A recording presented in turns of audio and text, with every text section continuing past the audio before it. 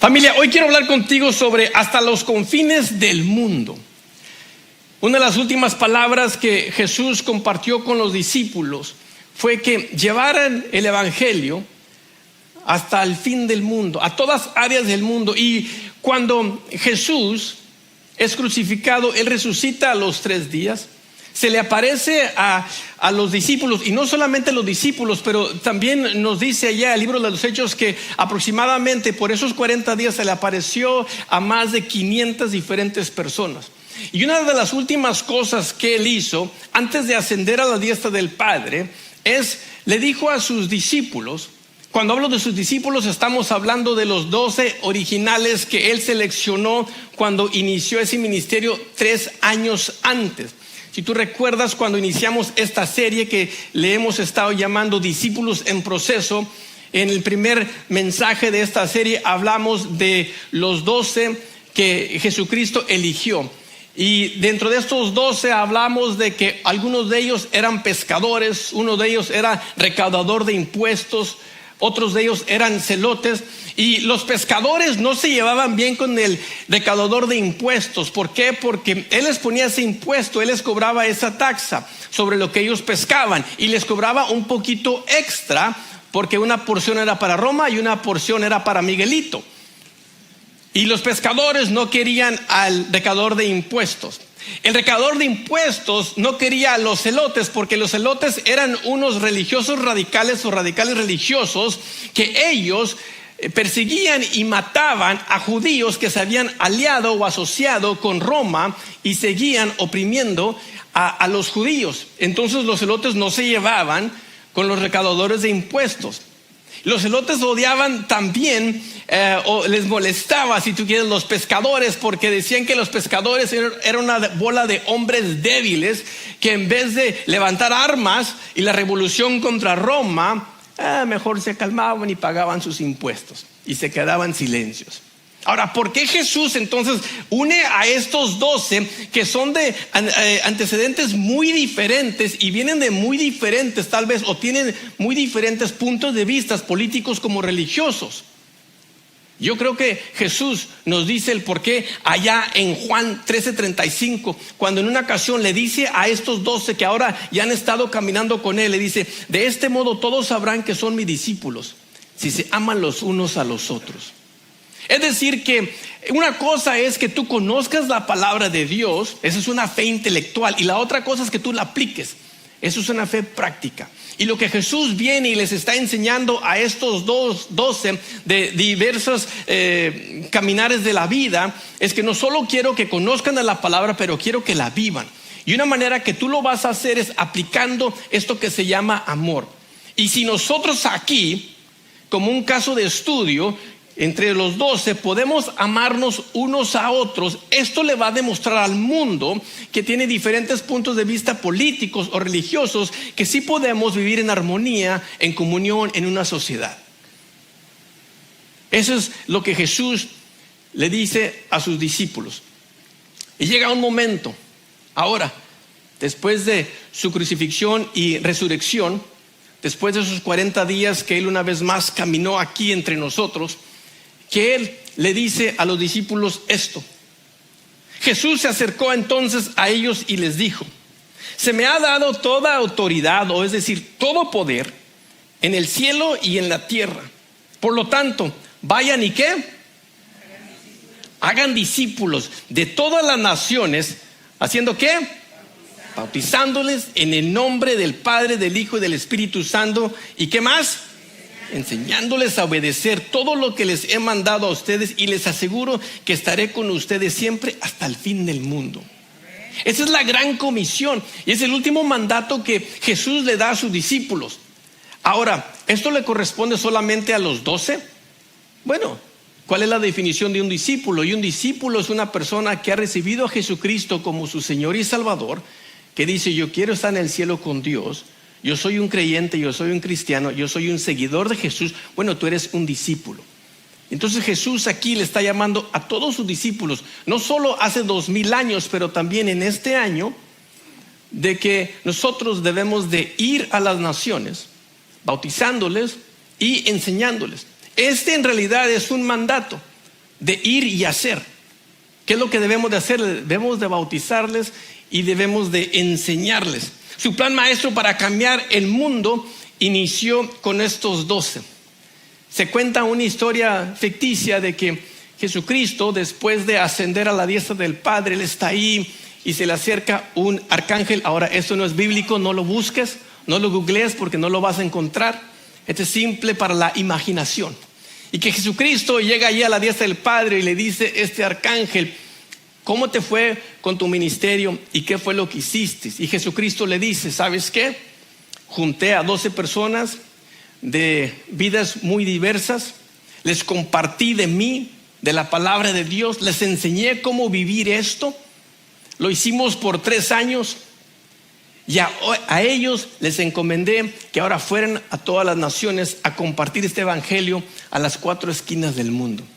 Y el arcángel le dice: bueno, y si estos 12 fracasan, ¿tienes un plan B? Y le dijo Jesús: no tengo un plan B, confío que ellos lo van a hacer. Y la iglesia sigue en vida gracias a la obediencia de estos 12 el día de hoy, amén. En el primer siglo, el mundo al que Jesús envió a estos 12 era un mundo muy oscuro. El imperio romano, ellos practicaban una cultura pluralista donde tenían cantidades y cantidades de dioses, donde ellos vivían una vida muy egoísta, muy liberal, muy sexual. Pero gracias a Dios todo ha cambiado, ¿verdad? Las cosas han mejorado. El imperio romano abarcaba lo que conocemos, Europa Sur, Asia del occidente y también lo que es parte del norte de África. Ahora, cuando vemos dónde estaba Jesús y sus 12 discípulos, en un lugar llamado Jerusalén, una parte chiquitita en este imperio romano. Podemos decir que Jerusalén, lo que es todo Israel, se ahogaba dentro de este imperio romano, de entre toda la tierra que los romanos tenían control. Y este fue el mundo al que los discípulos fueron enviados. Ahora, ellos se calcula que eran jóvenes, tal vez entre unos 16, a lo mejor 20, 21, 22 años, algunos solteros, algunos casados.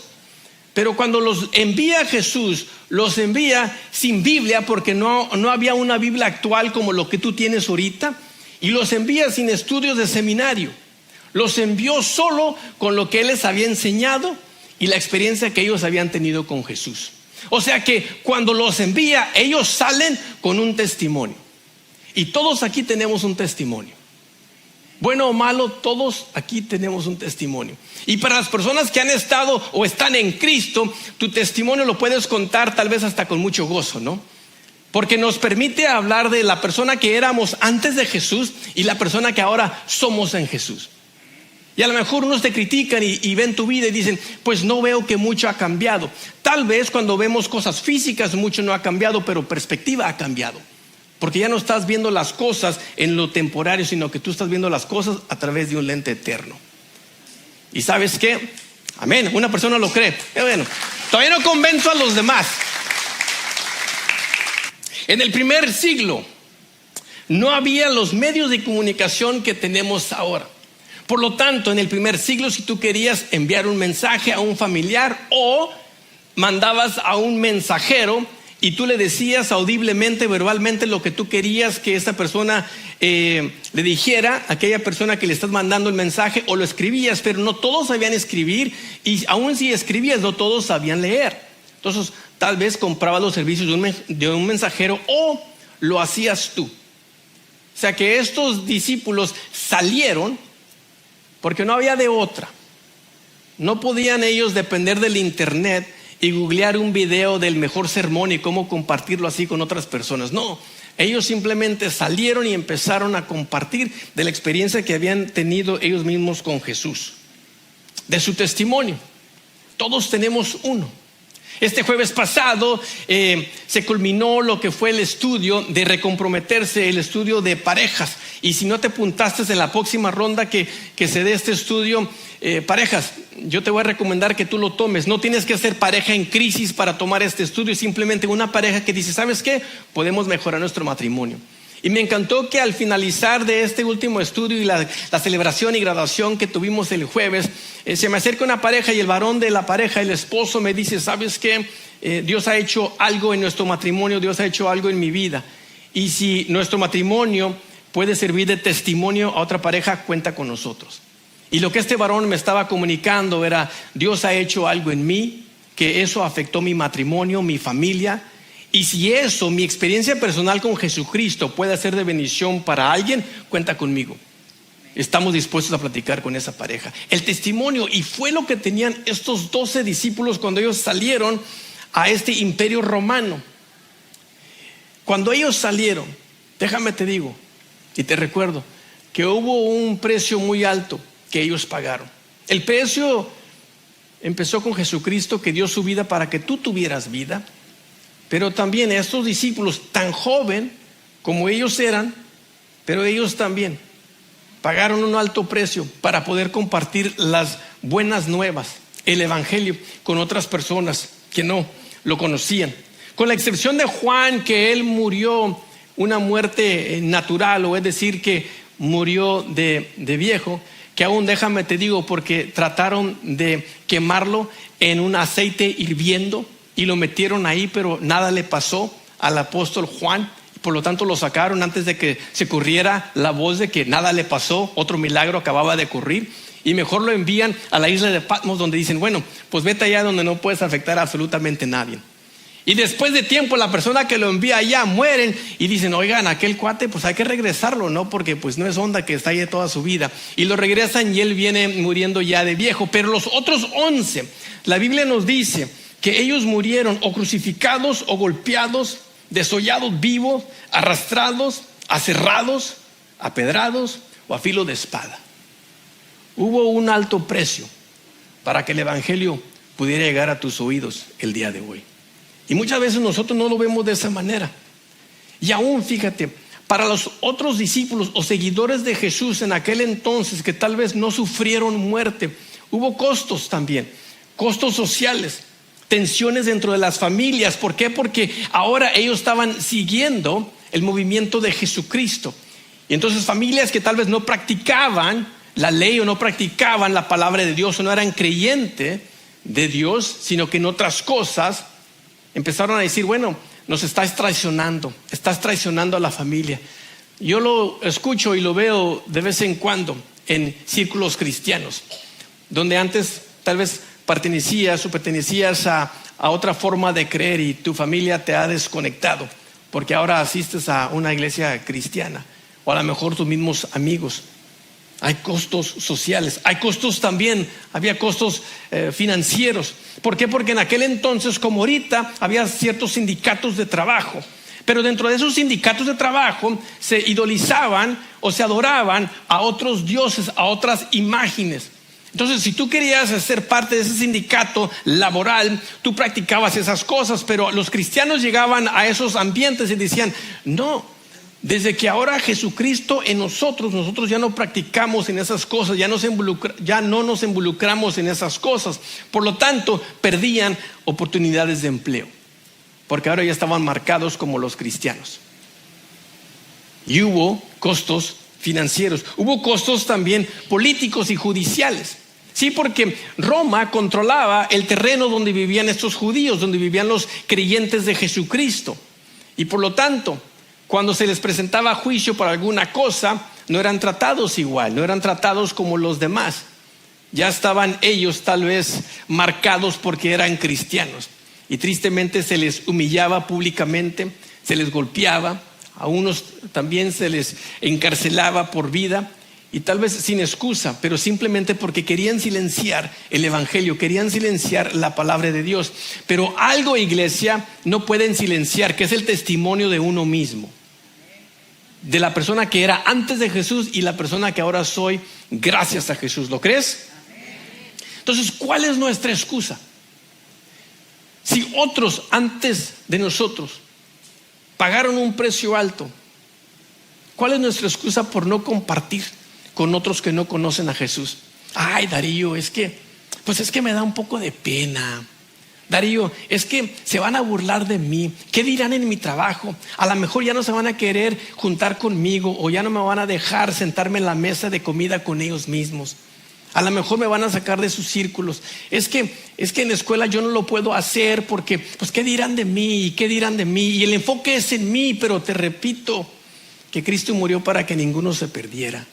Y si alguien compartió contigo como discípulos de Jesús, nosotros debemos de compartir con alguien más. Porque el verdadero ministerio ocurre en medio de los momentos cotidianos de la vida. O sea, no esperes hasta que trabajes en una iglesia para que Dios obre en ti y a través de ti. No, donde tú trabajas, donde tú estudias, estás en ese lugar porque Dios quiere que tú estés en ese lugar. Te lo he dicho antes, te lo digo otra vez. Para gente que no viene de la iglesia, Dios les manda a la iglesia y tú eres la iglesia. La iglesia es cada uno que es parte del cuerpo de Cristo. Y Él ahí te ha enviado con un propósito. Aún vemos ciertas frases en los evangelios cuando se refiere a Jesús y los milagros. ¿Tú sabías que los milagros que Jesús hizo no estaban agendados? O sea, sí, en el corazón y en la mente de Dios ya estaban planeados porque Dios conoce todas las cosas, pero en la mente de las personas no era así. Y nos damos cuenta porque a través de los evangelios tú vas a leer frases como mientras Jesús iba, mientras Jesús caminaba, o al entrar, o mientras Jesús al salir, mientras Jesús enseñaba. Y de pronto se le atravesaba a alguien y se detenía Jesús para ministrarle a esa persona. Lo podemos ver también cuando Jesús fue crucificado, está en aquella cruz. ¿Y qué es lo que está haciendo Jesús? En sus últimos momentos, en carne y hueso en este mundo, Él está ministrando al otro ladrón que está a un lado de Él. En momento de agonía, ¿qué es lo que está haciendo? Ni se está enfocando en su propio dolor, se está enfocando en la otra persona. Y el dolor que ellos tal vez van a pasar sin Dios en su vida por toda una eternidad. Y Jesús vino también para que ese ladrón no se perdiera, sino que para que vida viniera a él. Y eso nos debe de interesar a cada uno de nosotros. Vemos, la semana pasada vimos que cuando Pedro y Juan iban al templo a orar, ¿qué pasa? A la entrada del templo está ahí un hombre cojo. Ellos no dicen, ay, no vamos a poner el tiempo con este, huele mal, tiene mucho tiempo aquí, no hay solución para él. No, se detienen y le dicen a él, oro y plata no tenemos, pero lo que tenemos te lo vamos a compartir. Y le compartieron a Jesús y el poder de Jesús. Y la palabra dice que ese hombre cojo se levantó. ¿Y qué pasó con ese hombre cojo? Como buen hispano, le dijo a toda persona lo que había pasado con él. Si algo nos gusta, es el buen chisme. Pero el de él no era chisme, era algo real y verdadero que había pasado en su vida. Y nada ni nadie lo podía silenciar. Por lo tanto, él dio testimonio de lo que Jesús había hecho en él. Al punto de que se empezó a juntar la gente. ¿Para qué? Para escuchar qué es lo que pasó en tu vida. Y alguien puede beneficiar de escuchar tu historia. No te detengas. No te detengas. Tú eres las manos de Jesús, los pies de Jesús, los ojos de Jesús, la boca de Jesús. Permite que Jesús no solamente obre en ti, pero obre a través de ti, iglesia. La gran comisión nos dice que id a todas las naciones. Ahora, esto no significa que tienes que apuntarte a un viaje misionero y viajar todo el mundo para compartir las buenas noticias de Jesucristo. Para unas personas tal vez sí, Dios les ha llamado a ser evangelistas o misioneros, pero para la mayoría de nosotros, ¿sí? Las naciones está hablando de otras personas que tal vez son de diferente parte del mundo que eres tú, que tal vez creen diferente que crees tú, otras etnias, otras nacionalidades. Esas son las otras naciones y tú y yo podemos compartir el evangelio donde estamos yendo a la escuela, en nuestra comunidad, en nuestro trabajo, hasta en el súper. Sabes, mi esposa llegó de la escuela no porque está yendo a la escuela, porque es maestra en la escuela, y me dice mi esposa, me compartió algo otra maestra en la escuela y me hizo llorar porque ella también estaba llorando. Y le digo, ¿qué pasó? Y muchos de ustedes conocen que tenemos a nuestra hija de 8 años, ella se llama Vida. y notó que una maestra pasando en el pasillo traía una mano vendada y le preguntó a la maestra, no era su maestra, pero es una maestra, y le preguntó, ¿qué te pasó? Muy metiche mi hija, ¿verdad? Salió más a la mamá que a su papá, nada más estoy diciendo. Pero le preguntó a la maestra, ¿qué te pasó? Y le dijo la maestra, es que tuvo un accidente. No le pidió permiso, simplemente le dijo, voy a orar por ti. Ahí está una niña de 8 años orando por una señora ya grande de edad. La hizo lagrimar y moquear y todo lo demás, ¿verdad? Pero ¿cuál es mi punto? Ella está haciendo lo que está viendo y lo que se le está enseñando. Y si una niña de 8 años puede, ¿qué tal nosotros? ¿Quién nos detiene? Ella no le importó qué iban a decir sus amigos en el medio de la escuela donde no se debe compartir a Jesús. Ella simplemente sabía que esta maestra, estaba en dolor y necesitaba sanidad, no solamente física, pero también espiritual. Y puso sus manos sobre esta maestra y oró por ella. Nosotros debemos de hacer muy similar. ¿Cómo sería, iglesia, si hiciéramos como los discípulos? Compartir con otros de este amor. Como Dios cambió nuestra vida, Dios también puede cambiar la vida de otros. Y algunas observaciones quiero compartir contigo de cómo tal vez podemos poner esto en práctica. Lo que hicieron estos primeros discípulos, que podemos hacer tú y yo aún 2000 años después. Lo primero que ellos hicieron ellos vivieron con expectativa, porque Dios siempre está trabajando. Le des crédito o no, lo reconozcas o no, Dios siempre está trabajando. Ahí te va una.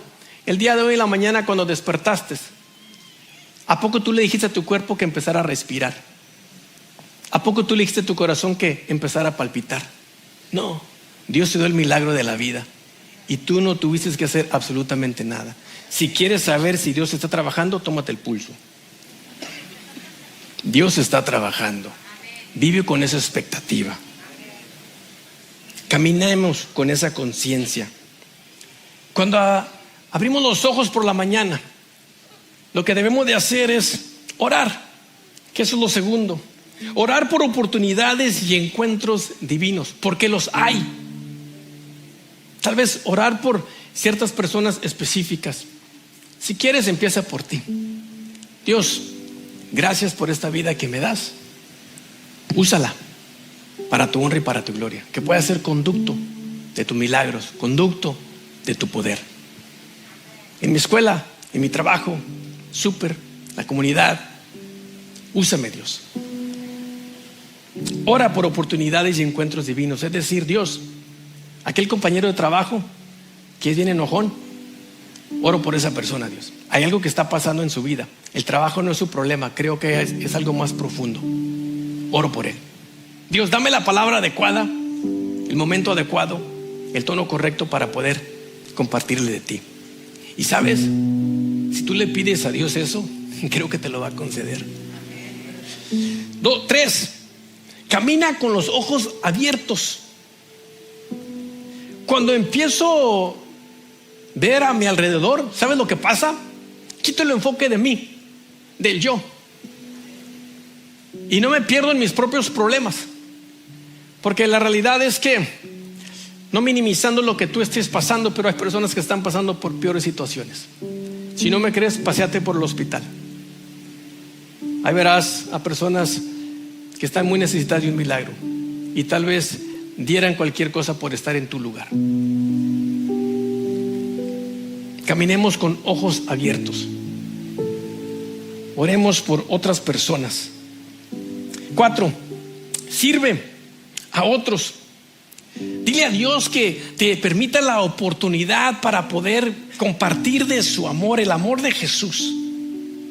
En el primer siglo, el ser cristiano significaba que había un alto costo. ¿Qué costo es el tuyo?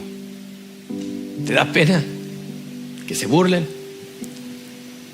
¿Que no te pongan un like? El costo es muy mínimo a comparación de ellos. La quinta cosa, ya para terminar, comparte tu historia. Todos cristianos tenemos un testimonio. Tenemos un antes y un después, antes de Jesucristo y después de Jesucristo. El mensaje no solo se difundió, sino que también transformó al mundo entero. Tú sabes que gracias al cristianismo, gracias al amor que se empezó a compartir en todo ese imperio romano, la esclavitud cambió. ¿Por qué? Porque estos dueños de los esclavos fueron amonestados a no lo veas como propiedad, como posesión. Empieza a ver como tu hermano, como tu hermana. La esclavitud cambió. La imagen de la mujer se elevó como nunca antes. Pobres, ancianos, enfermos que antes morían porque los romanos no le daban importancia. Ellos decían que solo los fuertes van a sobrevivir. Y fíjate que hasta los bebés, cuando nacían tal vez un poquito enfermos o con un defecto físico, lo que ellos hacían es salían al monte y los dejaban ahí. Que se los comiera un animal o que los levantara alguien más. Y los cristianos empezaron a ver esto y por amor al prójimo empezaron a cuidar a los enfermos, empezaron a recoger a aquellos bebés abandonados, empezaron a ayudar aún pensando y sabiendo que estaban arriesgando su vida, porque si había una enfermedad que se contagiaba, pues a lo mejor iba a ser también muerte para ellos, pero ellos consideraron el costo y estuvieron dispuestos. ¿Y sabes qué fue ese amor al prójimo que llevó a un cristiano a abrir el primer hospital? Y ahora hay hospitales en todos lugares y centros de emergencia. Dale gracias a los cristianos que iniciaron eso, al simplemente compartir el amor al prójimo. La escuela dominical, como muchos la conocemos, donde tú puedes estudiar la Biblia los domingos por la mañana, inició también por un cristiano. Él notó que en aquel entonces había muchos niños que trabajaban de lunes a sábado. No iban a la escuela porque la necesidad era mucho. Por lo tanto, los ponían a trabajar y trabajaban muchas horas diarias. El único día de descanso que estos niños tenían era el domingo. Y a un cristiano eso le movió el corazón y empezó a invitar a niños, a jóvenes, y él les iba a enseñar a cómo escribir, a cómo leer, porque él sabía que eso era importante para el futuro de ellos. ¿Y qué fue el libro que trajo para empezar a enseñarles a leer y escribir? La Biblia. Y les empezó a compartir la Biblia. Y gracias a ello tú y yo ahora tenemos lo que se llama la escuela dominical. El lenguaje de señal para sordos por un cristiano. Braille para los ciegos por un cristiano. Y la lista sigue y sigue y sigue. El mundo actual que tú y yo conocemos, obras de compasión y de amor, son porque a un cristiano le dio importancia y simplemente compartieron de su testimonio.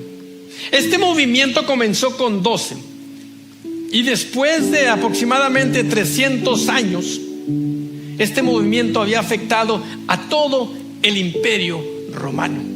Lo que empezó en un lugarcito chiquitito llamado Jerusalén invadió todo el imperio romano, tanto que en el año 313 después de Cristo, el emperador Constantino entregó su vida a Jesucristo y fue el primer emperador romano cristiano. Y de ahí en adelante, él dijo, de aquí en adelante es contra la ley perseguir a los cristianos.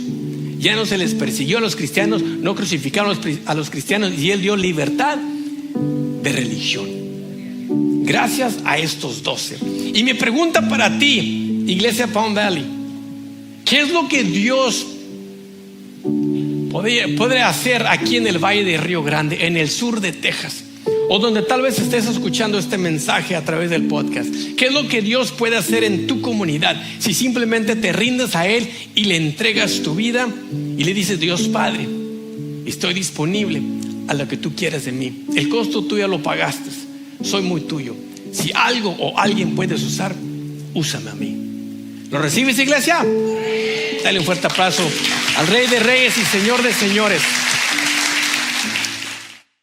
Gracias por escuchar este mensaje. Te invitamos a escuchar los próximos en www.palmvalleychurch.com.